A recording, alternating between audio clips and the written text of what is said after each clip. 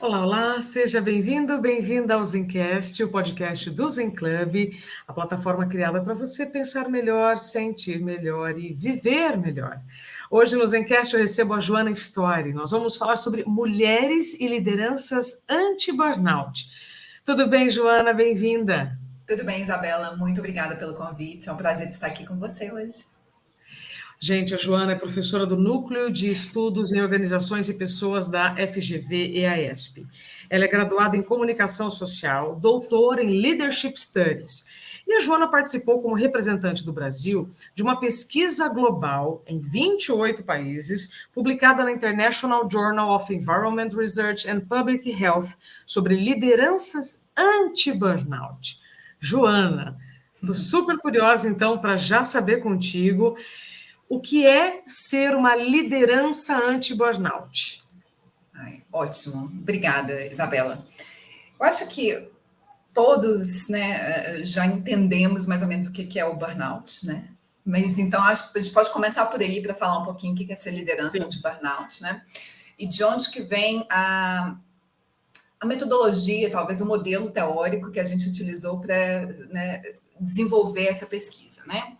Então, assim, a gente sabe que a síndrome de burnout, ela tem na literatura, né, quando a gente olha na literatura, principalmente de gestão, ela tem duas características, né? O que é que a gente chama de esgotamento emocional e o que a gente chama também de despersonalização do profissional. Então, a despersonalização tem a ver com aquele distanciamento físico, psicológico, que eventualmente a gente vai ter no trabalho, porque a gente não quer lidar mais com as coisas, né? A gente É o mexe isolamento. o isolamento, a gente mais ou menos desiste, né? Então, para a gente entender, então, como que uma liderança, um estilo de liderança pode, o que a gente chama na literatura também, de amenizar ou neutralizar esses efeitos aí potencial do burnout, a gente tem que entender, assim, de onde que vem o burnout no trabalho, de onde que ele vem também, né, disso, né? E para isso a gente usa um modelo que é um modelo que chama, é simplesinho, que chama modelo de demandas e recursos. Então, o que a gente fala, Perfeito. tá? Existe aí um balanço que a gente tem que sempre ter entre as demandas que a gente tem no trabalho e os recursos que a gente tem para fazer o trabalho, né? Quando há aí um probleminha nessa balança, é que a gente vai ver que existe o potencial para o burnout surgir, né? Então, quando a Perfeito. gente fala de demandas, a gente não está falando só do trabalho, mas também outras demandas que a gente tem que a gente às vezes não presta muita atenção, né? Que são as demandas o quê? Psicológicas, emocionais, sociais, que também tem um impacto aí no nosso trabalho, né? E então, por exemplo, vamos dar um exemplo aqui.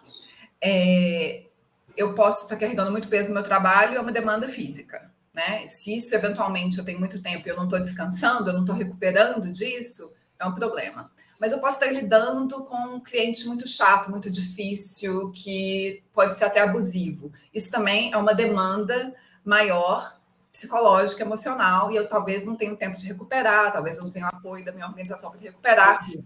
Tudo, né? Com tempo sustentado, pode aumentar, então, o meu nível de burnout. Quando a gente fala, então, sobre como que a gente pode amenizar isso, a gente tem que aumentar o quê? Os nossos recursos no trabalho. E os recursos também são recursos pessoais, individuais, psicológicos, emocionais, sociais, né? Para a gente desenvolver o trabalho. E aí que entra a liderança. A liderança entra com esse apoio aí, né, de recurso que nos vai ajudar, nos vai tentar proteger, né, a pessoa de desenvolver esse burnout. Então, vai dar um suporte, um apoio, e existem vários outros tipos de recursos que a gente pode ter também no trabalho. Então, o que a gente estudou? Nossa, tá muito grande essa Mas resposta, né? foi ótima. Você sabe que, olha, eu ainda não tinha ouvido de forma tão clara esse desequilíbrio entre demandas e recursos para a contribuição do burnout. Então é bom, então teve bom. Por quê? Excelente, excelente. Porque essa parte é muito importante, porque quando a gente pensa muito em demanda, a gente pensa muito no trabalho em si, né? A gente esquece do outro lado psicológico do trabalho. O que é ter um colega que é difícil, ter que é um assédio sexual, moral no trabalho, que pode muitas vezes acontecer. o que pode ser aquele sentimento de insegurança, que eu estou com medo porque está tendo uma reestruturação na minha organização e eu fico com medo de perder o emprego. Isso tudo é uma demanda, porque eu tenho que lidar com isso e tenho que fazer o meu trabalho, né? Exato. Então, isso tudo vai aumentando e fica mais difícil. Então, a liderança anti-burnout, quando a gente pensa sobre isso, ela tem que fazer o quê? Aumentar, então, recursos para as pessoas terem essas capacidades de lidar com essas demandas. Então, o líder tem que, né, achar uma maneira de ajudar essas pessoas ou desenvolver melhor competências para desempenhar a própria tarefa, ou ser mais organizado em termos para evitar conflitos com equipes, ou dar apoio, suporte emocional para aquela pessoa. Então, é uma pessoa que vai ter que fazer isso tudo, né, para ajudar aí nesse aumento aí desses recursos, né? E o que a gente estudou, então, que é um tipo de liderança específico, é o líder que cria, então, um senso de identidade social partilhada numa equipe. Tá? Então, o que é isso? O líder que consegue fazer isso, ele faz isso através de 4 características, tá? A primeira tem a ver com o que a gente chama de protótipo de identidade. Então, o líder está ali criando, né, essa identidade, que o líder é um de nós. Ele é um de nós, é um da gente, a gente pode confiar, cria aquele senso de identidade realmente dentro da organização, dentro da equipe, né? Depois, o segundo, a gente pode olhar o que a gente chama de progresso da identidade. Então, aqui o líder não está só criando esse senso de identidade, mas ele está criando o senso de identidade também para fora. Então, o líder começa a promover os interesses daquele grupo, tá? Para fora. É o líder, então, que faz por nós. É o líder que não só é um de nós, mas ele também faz por nós. Ele nos representa, eles brigam por nós, né, na organização. E tem o terceiro tópico, que também é interessante, a tradução dele é um pouco estranha, mas eu acho que vou conseguir explicar aqui, né? Que é o empreendedor da identidade. Então, esse líder, ele cria, então, esse senso de identidade partilhada, ele descreve quem somos nós. Então, ele consegue, ele ou ela, no caso, eu sempre falo ele, porque, infelizmente, aqui no Brasil, a linguagem é muito assim, e isso também é um problema, a gente deveria mudar. Quando a gente falar sobre liderança, vamos falar sobre isso também, né? Mas essa ideia, então, do empreendedor da identidade é de criar, então, um senso dessa identidade partilhada, que é quem somos nós em relação aos outros. Então, nós contra outros, mas não é assim de colocar os outros para baixo, é descrever quem que nós somos e ter essa visão para a equipe, tá? E, finalmente, uma parte que é bastante importante também, que a gente não fala muito, é o líder que é o empresário, então, da identidade. Então, ele vai gerir dessa identidade. Ele vai criar o quê? Estruturas, materiais, rituais, tá? Ele vai criar vários aspectos em reuniões, com equipes, etc., que nos faz sentir que a gente é importante, que a nossa equipe realmente é diferenciada, que é diferente, isso. Então, esse é o tipo de liderança que a gente chama de liderança de identidade, que realmente cria, então, esse senso de identidade com a equipe, né? E que isso foi demonstrado em 28 países que reduziu o burnout. Então, acho que esse número que é muito relevante também, que não reduziu o burnout só aqui no Brasil, esse sentimento. Foram em 28 países, com várias culturas diferentes também. Sensacional. Então, lideranças anti-burnout têm 4 características em comum. Né? Uma que é o protótipo de identidade, é quando ele se coloca ali também como parte da equipe, não como um ser à parte. Exatamente. Né? O que promove o progresso de identidade, o que empreende a identidade e o que cria estruturas para que essa equipe possa ter condições realmente de executar o seu trabalho de forma sustentável. É isso, João? Exatamente. Defende a equipe, né? Defende, então, exatamente. Então, essa combinação que a gente chama de liderança anti-burnout. Anti-burnout de identidade. Vocês aqui no Brasil conversaram com quantos líderes, só para a gente ter uma ideia, quantos líderes estão em que região do país, né? O que mais que vocês entenderam dessa liderança anti-burnout? E dessas empresas realmente eles não tiveram diagnóstico de burnout ou souberam tratar, reabilitar, né, o retorno de quem saiu de afastamento? Então, isso é ótima pergunta, Isabela. Eu acho que é o próximo passo da pesquisa, tá? Ah, Então, a tá. gente não sabe isso ainda. O que a gente queria com essa pesquisa inicial era, primeiramente, olhar esses fatores, se essa ideia, essa teoria de liderança aí, né, ela realmente ia diminuir o burnout. E através, qual mecanismo, né? E através dessa construção dessa identidade partilhada da equipe, conseguiu fazer isso. Os próximos passos, e eu até convido as pessoas que estão interessadas em fazer pesquisa e que querem partilhar, e as organizações que querem descobrir mais, se quiserem entrar em contato comigo para a gente fazer alguma pesquisa nas organizações também, fiquem à vontade, porque é algo bastante relevante e importante, né? Para a gente descobrir, então, o que a gente pode fazer a partir desses dados aqui. A gente tem algumas ideias, né, Isabela? Mas, assim, eu não segui, eles responderam os questionários, a gente não seguiu eles a estudo a longo prazo. Ô, Joana, vocês encontraram algum líder ou alguma líder anti-burnout aqui no Brasil? Então, a gente está olhando só as médias dos questionários. Então, eu diria que no Brasil e nos outros países, a média foi mais ou menos igual, tá? Então, tem alguns, mas a média, em termos de percepção, que a gente chama aqui dessa característica de liderança aí, por identidade, da identidade, ela foi bem normalzinha, tá? Foi na média mesmo. Numa escala Likert de 1 por 5, a média foi ali por 3,5, 4, etc. Isso significa que, na prática, Joana, só para quem está nos ouvindo, significa o quê? Significa que eles não são tão ruins, mas não são tão bons, e que existe uma grande diversidade entre chefias, entre líderes que a gente está olhando aqui. Tá? Eu acho que esse é um aspecto interessante, que não existe... existem bons líderes, então existem pessoas que conseguem trazer isso, e também existem pessoas que não conseguem trazer esse sentido de identidade partilhada aí também. Então, varia Ainda bastante. não. Ainda não, né, sim. Joana? Porque Isso. nós estamos vivendo um momento até de letramento, né, do burnout, ou seja, do que está relacionado do trabalho que interfere a saúde mental. Sim. E muita gente não sabe, né? Então, agora a gente está falando assim, não entende de onde vem o burnout, não consegue perceber os sinais do burnout. Tem gente que acha que pode ser uma fraqueza individual. Eu já escutei isso, né? Que a gente tem que contratar pessoas, que aquelas pessoas sejam, né, fortes o suficiente para poderem lidar com um ambiente de trabalho muito competitivo. A gente escuta isso e você fala, então assim, o que você está querendo dizer das pessoas que estão sofrendo por burnout? Porque Isso. você está dizendo alguma coisa, né? Isso é problemático. Porque não existe, gente, não existe pessoas, né, que são capazes de lidar com altas demandas por tempo ilimitado, sem qualquer tipo de recuperação, que eventualmente não vão entrar em burnout. E a gente viu que em 2019 o burnout virou doença mesmo, né? Então, assim, é algo sério, é algo de se levar, e as organizações têm que parar de brincar com isso. Que não é. Eu posso ser uma pessoa super forte, psicologicamente, emocionalmente, e entrar em burnout. Facilmente.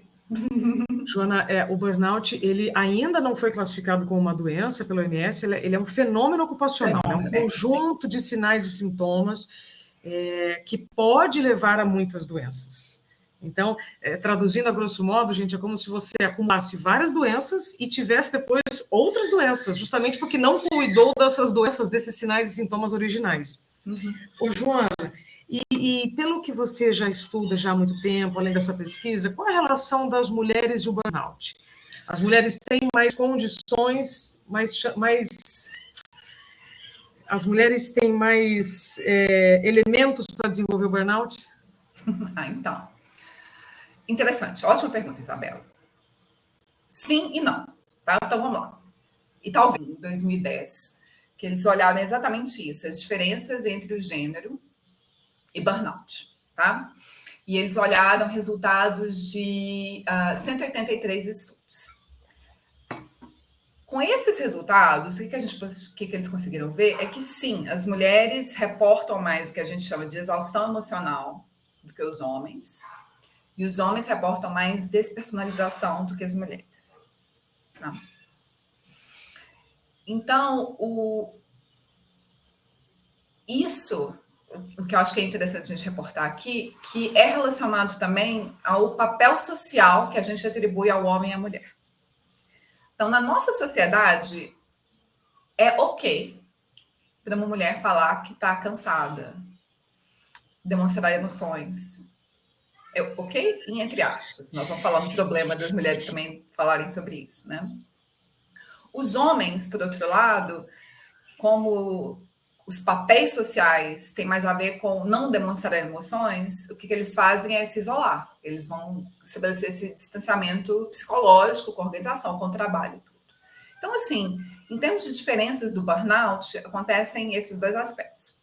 O que eu gosto de falar, e que eu acho que é importante a gente sempre voltar, é que tem na literatura, na mídia, o que a gente discute é que as mulheres, né, esse estereótipo, talvez, que as mulheres sofrem mais burnout que homens.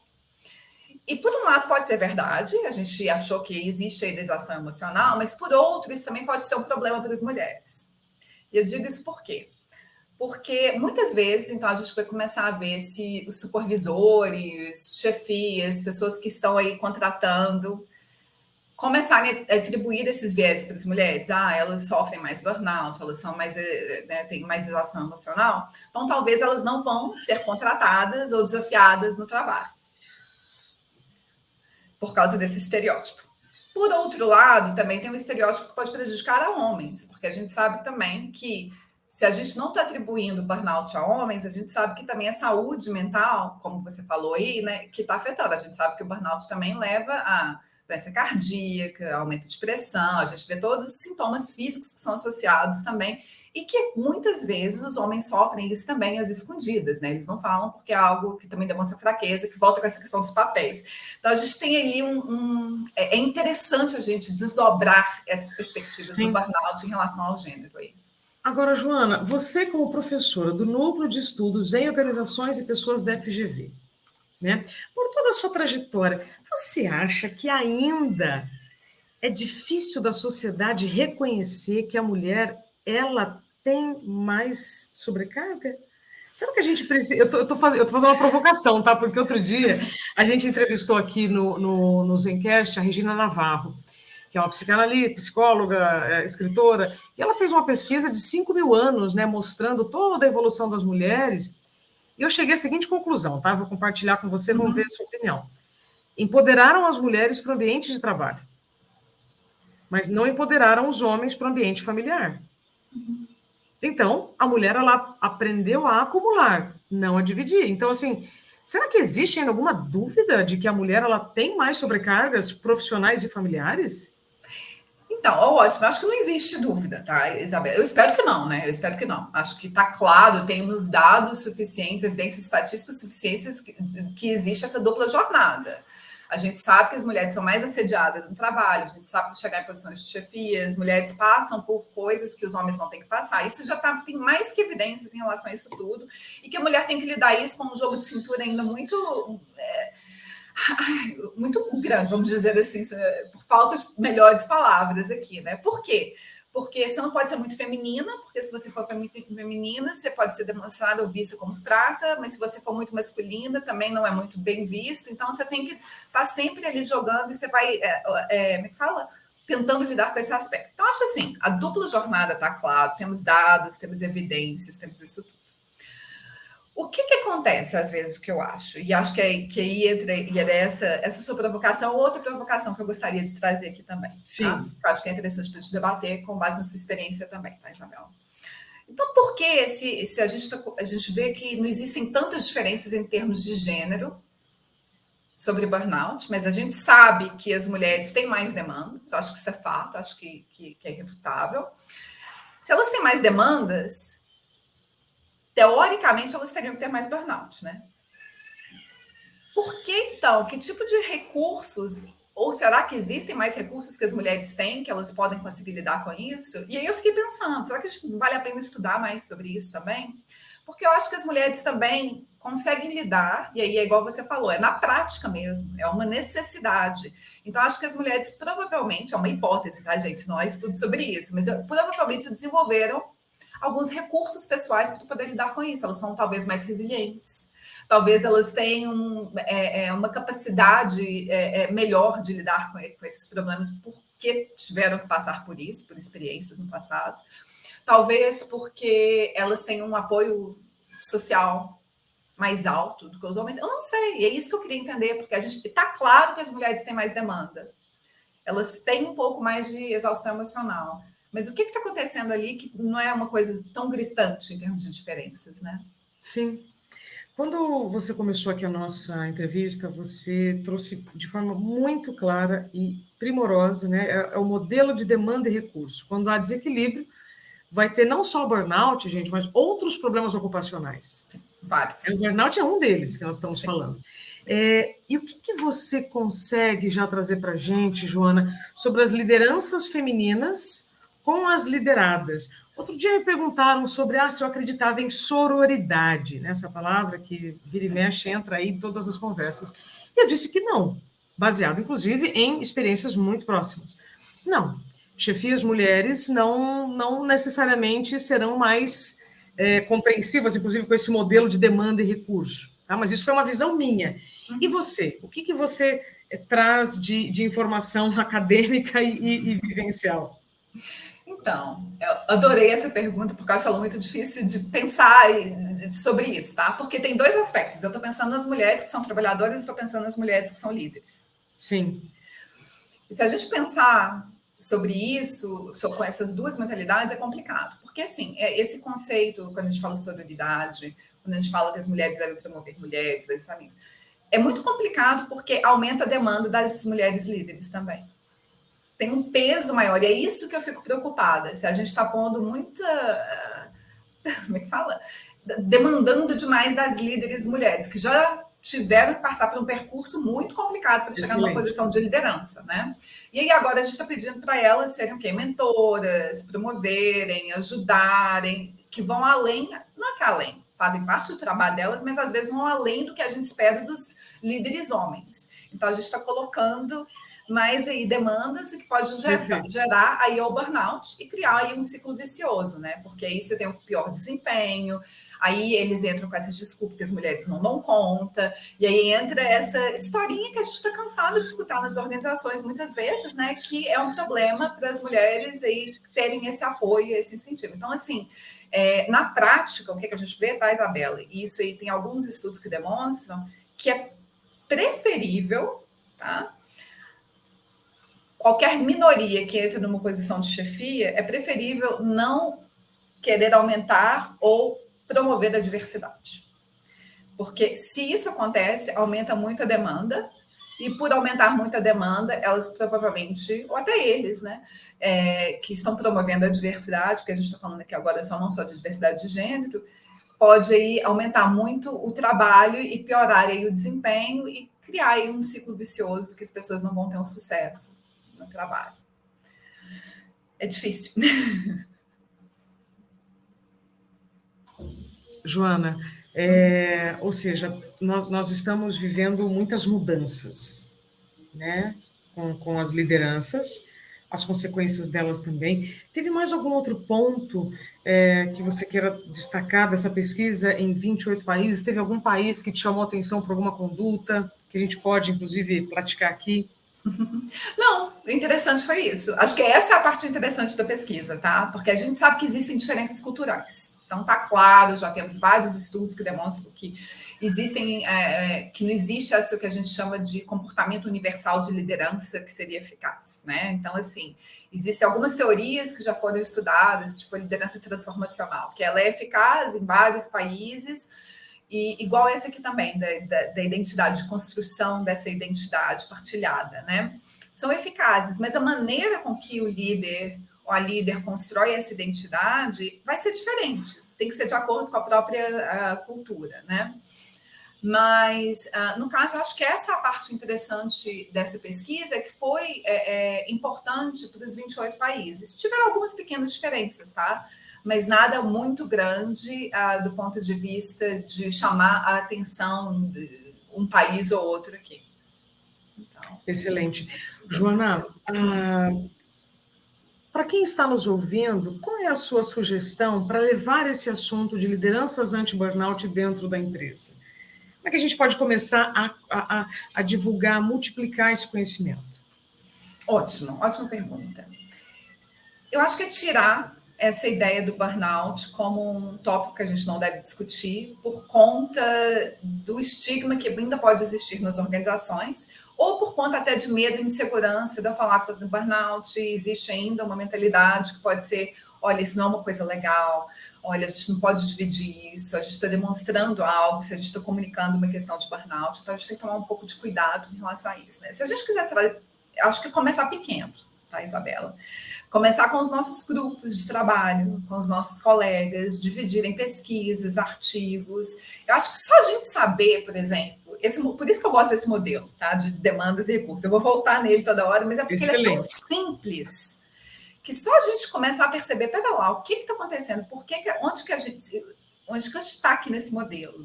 Eu estou aumentando demais as demandas e não estou dando recursos suficientes? Se isso está acontecendo e se eu estou consistentemente fazendo isso, eventualmente a gente vai chegar no burnout. Se eu conseguir entender esses processos já vai ajudar bastante essa construção, nessa conversa inicial que a gente pode ter aqui também.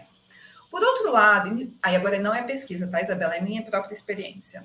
Já dei aula para executivos por muitos anos, já trabalho, converso, estudo as pessoas no comportamento. O que eu vejo é os líderes e as líderes que escutam mais, que querem aprender mais, que podem realmente tirar proveito dessa informação, provavelmente são as pessoas que já estão fazendo melhor. Aqueles ou aquelas que muitas vezes deveriam realmente escutar, deveriam realmente prestar atenção nesses tópicos, são as pessoas que não importam com isso.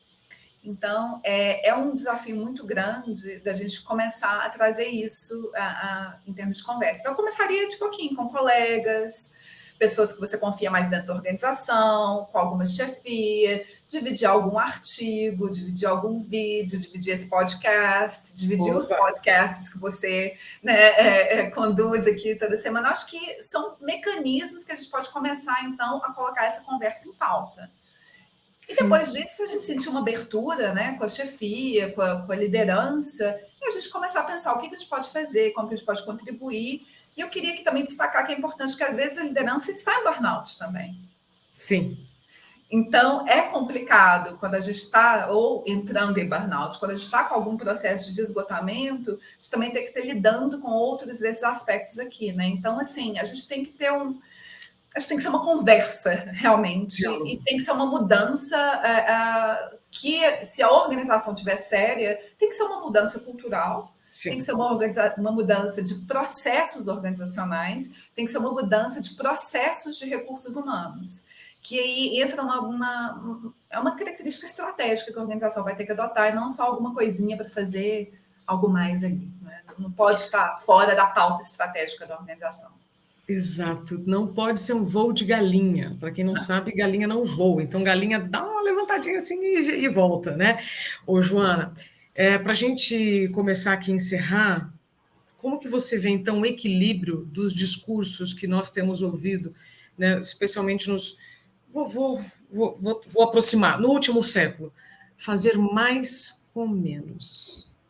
Não há equilíbrio de demandas e recursos com esse discurso.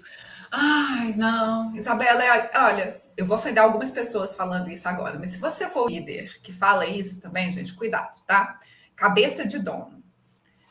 É bom ter cabeça de dono em termos de identidade, de vestir a camisa, de acreditar no que você tem também para a organização, é ótimo, porque as pessoas, se elas tiverem isso, quer dizer que elas estão ali realmente comprando a ideia, comprando a organização, partilhando dessa visão.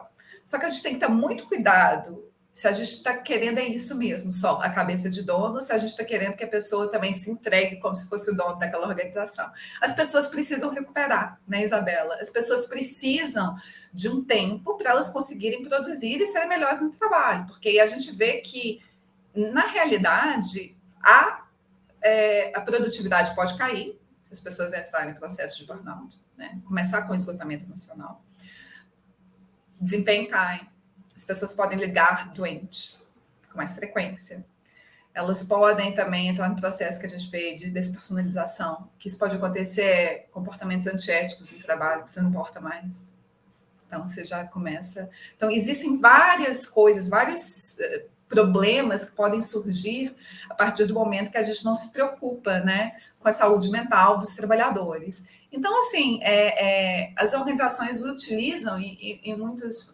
E eu não quero falar que todo mundo que fala isso também está fazendo errado, tá, gente? Estou falando, tome cuidado o que a gente está querendo vender também, o que a gente espera dos funcionários, o que a gente espera dos colaboradores. E tenha certeza que as pessoas têm recursos suficientes, que elas entendam onde que elas estão entrando para as organizações, né?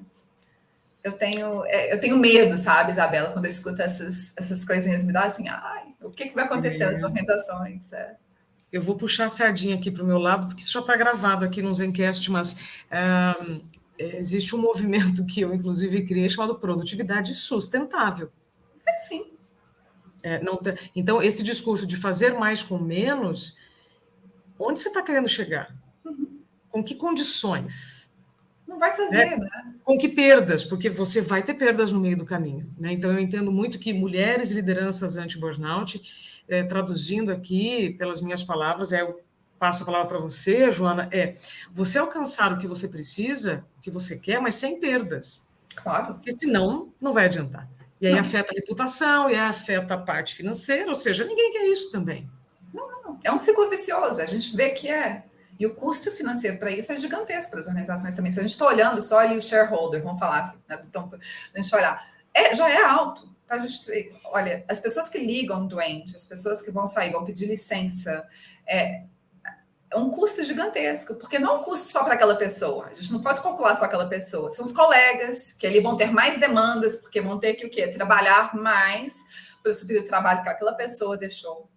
Né? Então, é o fazer mais por menos, que não funciona. A gente tem que fazer o que a gente dá conta pela quantidade, esse balanço que é necessário, né?